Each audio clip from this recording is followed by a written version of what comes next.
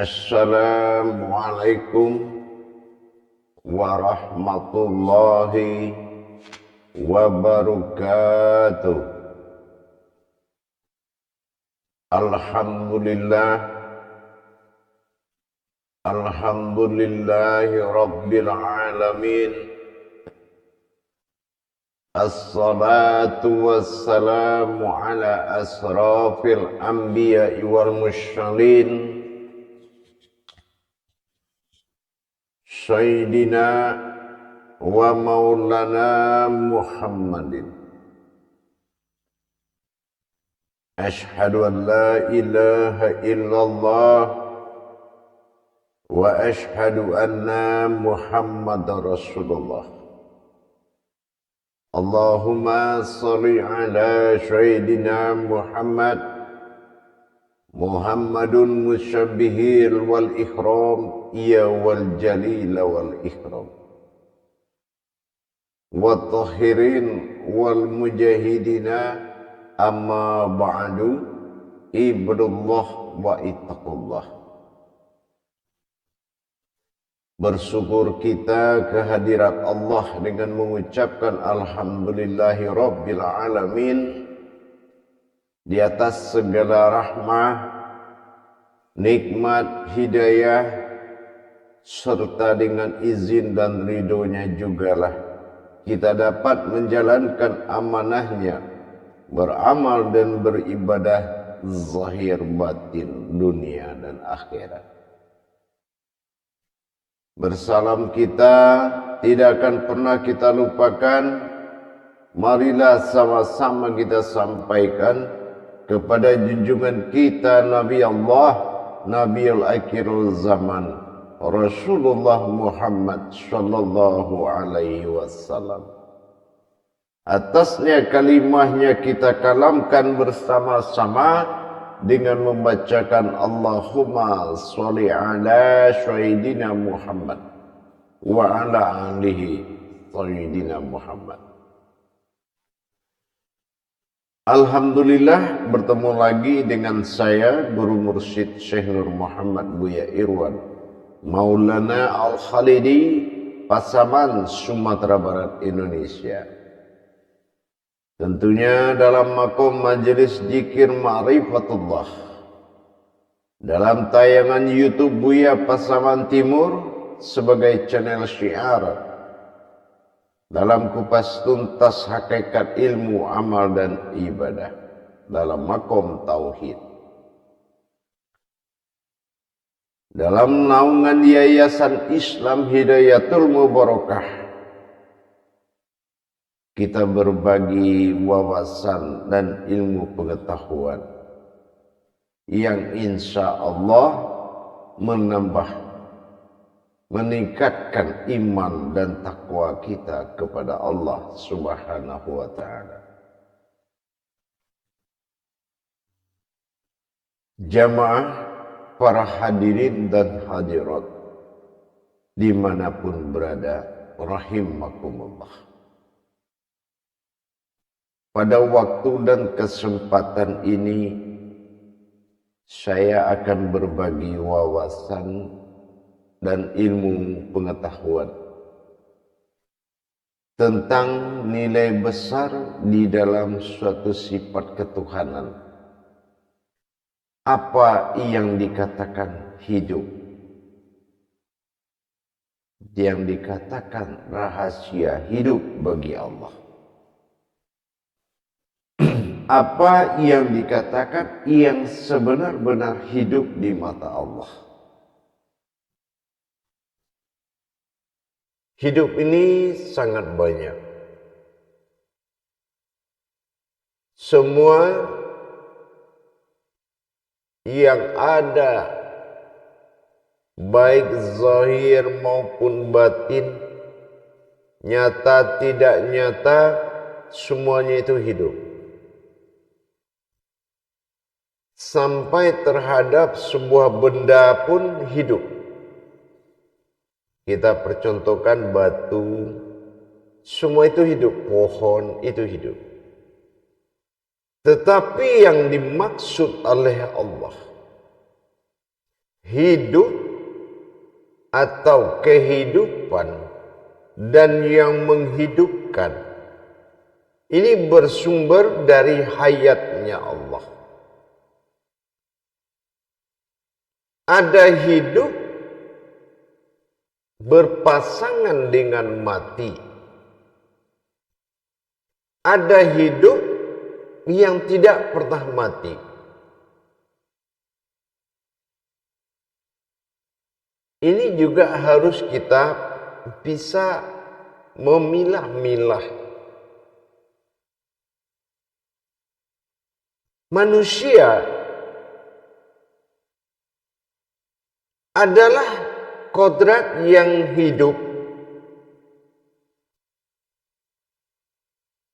dan memiliki kehidupan sendiri. Manusia bukan memiliki kehidupan alam dunia, tapi manusia memiliki kehidupan sendiri. Apa kehidupan manusia itu? Kehidupan manusia itu adalah hidupnya Allah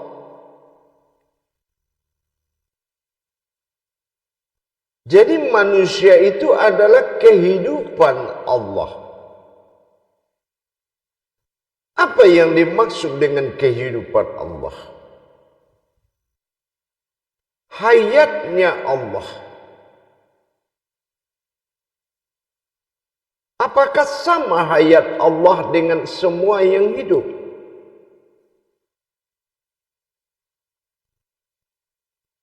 Hayat Allah apakah sama dengan hayat sekalian alam? Ada hayatihi, ada hayatuhu, ada hayat. Apakah itu sama? Apakah memang kehidupan manusia itu adalah sesuatu kehidupan atau hidup?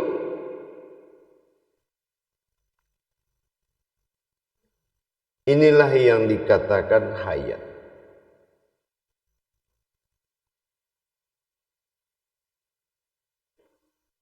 Di dalam hukum kehidupan ada yang hidup, di dalam yang hidup ada yang menghidupkan. Hayat, hayyun, qayyum. Yang dikatakan hidupnya Allah ini adalah hayat, bukan golongan dari ruh.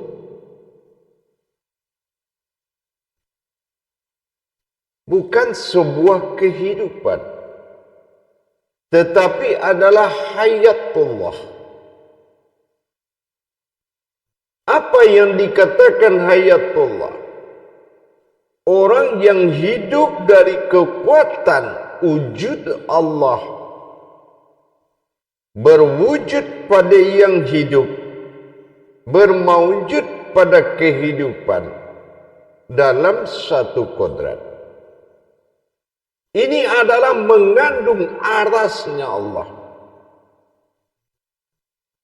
Arasnya Allah yang akan bangkit dikala seseorang menunaikan hakikat kepada Allah. Sehingga timbullah hidupnya Allah, yaitu yang dikatakan ruhani. Hidupnya manusia itu bukan hidupnya ruh, bukan hidupnya napas, tetapi itu adalah kehidupan kemanusiaan yang berhayat kepada alam. Tapi manusia adalah hayatnya Allah. Apapun yang dilakukan seorang manusia kepada Allah dengan pelaksanaan hakikat, maka dia telah memperpanjang hidupnya, menghidupkan dirinya. Dia beribadah, menghidupkan dirinya. Dia berilmu, dia menghidupkan dirinya. Dia beramal, dia menghidupkan dirinya. Karena hidup manusia itu adalah hayat dari Allah. Manusia itu hayat. Hayat adalah sifat ketunggalan Allah. Sifat ketunggalan Tuhan dalam berwujud kepada Allah, dalam berkodrat kepada Muhammad. Ini adalah ketunggalan. Boleh ada batin, boleh ada sir, boleh ada nur, zat. Semua itu tanpa ada Allah, tanpa ada wujudnya, belum dikatakan itu sebuah hayat. Belum dikatakan sesuatu itu hidup. Jadi yang dikatakan hidupnya Allah adalah hayat. Hayat itu adalah sesuatu yang tidak bersekutu kehidupannya dengan apa yang dinobatkan dalam ciptaan terhadap makhluk dan alam. Mendapatkan hidupnya Allah, hidup di matanya Allah, adalah hidupnya hakikat pada diri. Hidupnya di mata Allah, hidupnya hakikat pada diri. Hidup hakikat tubuh, hidup hakikat diri, hidup hakikatnya rohani, hidup hakikatnya batin, hidup hakikatnya zat Allah, hidup hakikatnya sir Allah, yaitu hayat. Hidupnya hayat, adanya Allah, adanya wujudku pada sifatku sendiri, itu dinamakan hayat. Tapi kalau aku belum bersifat pada sifatku, maka belum dikatakan ada hayatku. Inilah yang dikatakan bersifatnya aku pada sifatku sendiri. Jadi apapun yang kita lakukan, semua adalah menghidupkan diri. Menghidupkan diri dengan mewujudkan wujudnya Allah yang akan bermaujud pada diri. Itu yang dikatakan hayat. Itu yang dikatakan hidup.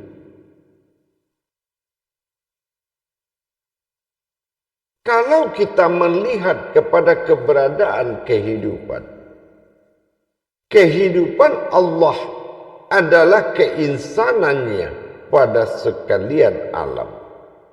Tapi kehidupan Tuhan adalah berkodrat pada sifat Allah. Dan kehidupan Tuhan itu adalah berwujud dan perwujudan. Berbeda dengan kita melihat sebuah yang hidup. Kehidupan tidak akan sama dengan yang hidup. Dan hidup adalah suatu kodrat yang dihidupkan. Hayyum. Itulah hayat. Jadi yang dikatakan hayat itu adalah dengan wujudnya aku pada batin, maujudnya aku pada rohani, nyatalah aku pada jasmani. Itu yang dikatakan hayat. Tetapi kalau belum wujud aku pada batin, Berwujud aku pada rohani dan nyata aku pada jasmani. Ini belum dikatakan hidup.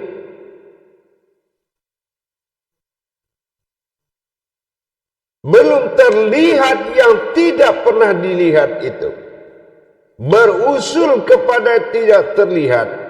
Berawal pada rasa, maka terlihat pada yang nyata. Ini yang dikatakan hayat.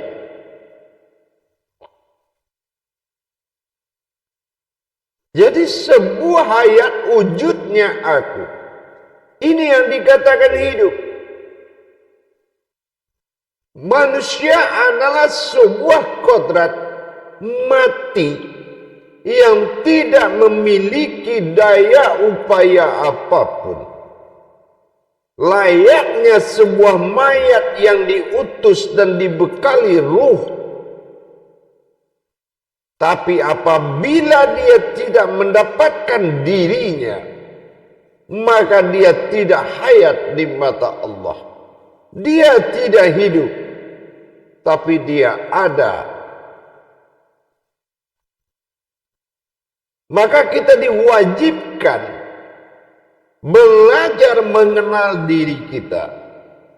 Ini tujuannya untuk mencapai bagaimana kita bisa menghidupkan diri. Karena diri ada di dalam diri. Apa yang dimaksud diri dalam diri? Berdirinya sebuah diri bernama tubuh. Didirikan sebuah tubuh karena ada diri berdiri dalam tubuh. Di dalam yang berdiri itulah yang adanya sebenar-benar diri. Inilah yang dikatakan hayat. Tidak berurat, tidak berdarah. Itu yang dikatakan hayat. Kalau kita belum bisa mendapatkan nilai rahasia kerohanian kita kepada Allah, maka kita belum bisa mengatakan diri kita hidup, tapi hanya sebatas sebuah kehidupan. Kalau ibarat dalam satu rumah, termasuk peliharaan kucing, burung, itu kehidupan, bukan hidup. Manusia adalah sifat bagi Allah, yang mana dia hidup dari sifat, dan dari Allah bersifat. Itu yang dikatakan hidup.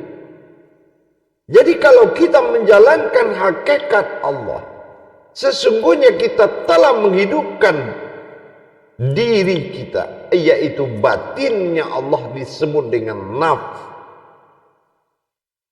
Nafsahu,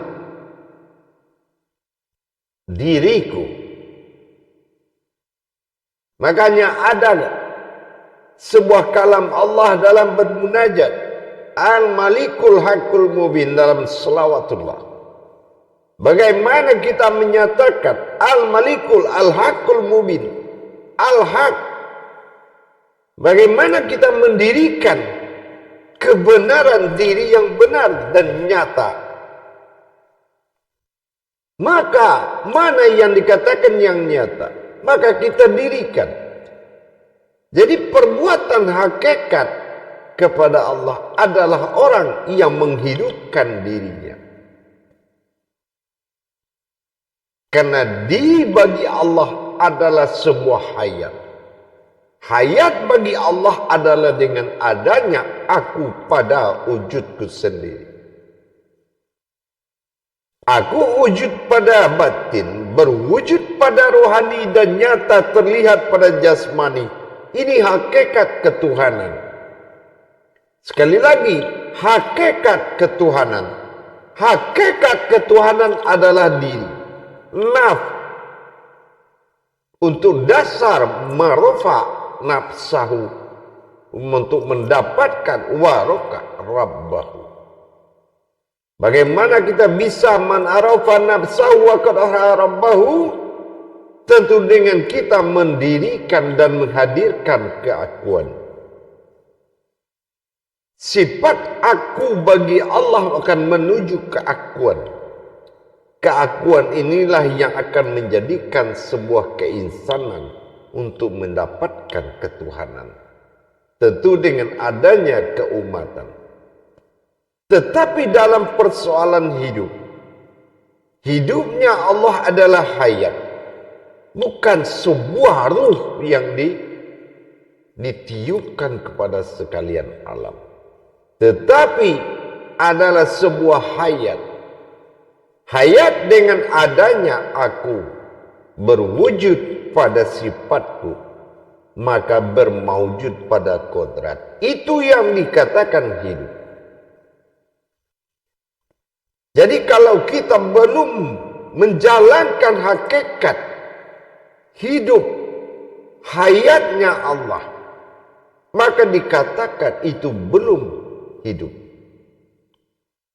Orang yang hidup dalam hidup adalah tujuan utama. Kalau kita tidak mencapai nilai hakikat, bagaimana kita bisa menjadi sebuah hidup, sebuah ruhani yang terbit dari sirnya Allah? Maka belum dikatakan itu hidup. Manusia itu belum dikatakan hayat bagi Allah, belum dikatakan hidup di mata Allah, kalau dia belum melaksanakan perbuatan hakikat yang melahirkan kehidupan dari wujud hidupnya rohani. Bergejolaknya sir pada batin mewujudkan batin dan mewujudkan sebuah nilai zat.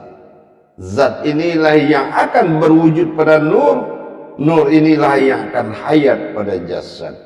Ini yang dikatakan dengan wujudnya aku pada batinku. Maka hayat aku pada rohani, nyatalah aku pada jasmani. Ini adalah kodrat hakikat ketuhanan. Kalau belum ada dan wujud dalam salamatum bakom yang dikatakan wujud aku pada